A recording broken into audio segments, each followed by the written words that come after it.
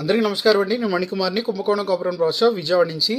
ఈరోజు మీకు ప్యారెట్ ల్యాంప్స్లో కొత్త పిల్లర్ బేస్ ల్యాంప్స్ వచ్చినాయి, అవి చూపిస్తాను. అవి కూడా ఎల్లో యాంటిక్తో వచ్చినాయి అనమాట. సో ఇంతకుముందు మీ ప్యారెట్ ల్యాంప్స్ అనేది చాలా మోడల్స్ చూసారు. యాక్చువల్గా పైన ప్యారెట్ కామన్గా వస్తూ ఉంటుంది, అది 4 ఫీట్ అయినా 3 ఫీట్ అయినా. అలాగే కింద వచ్చేటప్పటికి దీనికి స్పెషల్ ఏంటంటే, కింద ఏదైతే ఈ కింద స్టూల్ ఉందో, యాక్చువల్గా ఈ స్టూల్ అనేది మనం విగ్రహాలు పెడతానికి, చిన్న విగ్రహాలకి వాడే స్టూల్.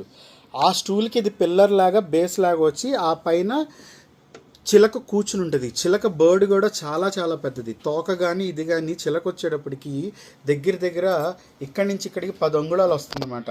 అలాగే చిలక ముక్కుతో పట్టుకున్న దీపం వచ్చేటప్పటికి మనకి 7 to 7 అంగుళాలు వస్తుంది. దీపం కూడా చాలా పెద్దది. ఇదేదో షో పర్పస్ పెడుతున్నాం కాదు, దీపం సైజు వచ్చేటప్పుడు చాలా పెద్దది చూడండి. అలాగే ఇటువైపు వచ్చేటప్పటికి మళ్ళీ ప్యారెట్స్ క్వైట్ ఆపోజిట్లో వస్తున్నాయి, ఈ పిల్లర్కి అటు ఇటు కూడా. సో ఇటొక ఆపోజిట్లో ఉంది, ఇటొక ఆపోజిట్లో ఉంది స్ట్రక్చరు.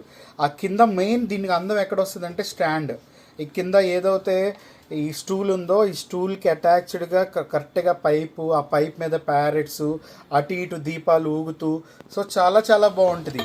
ఎందుకంటే చాలామంది ఏంటంటే ఇవి డెకరేషన్ పీస్గా పెడతారు, లేదంటే దీపారాజనకి వాడచ్చు, అలాగే గిఫ్టింగ్ వాడచ్చు.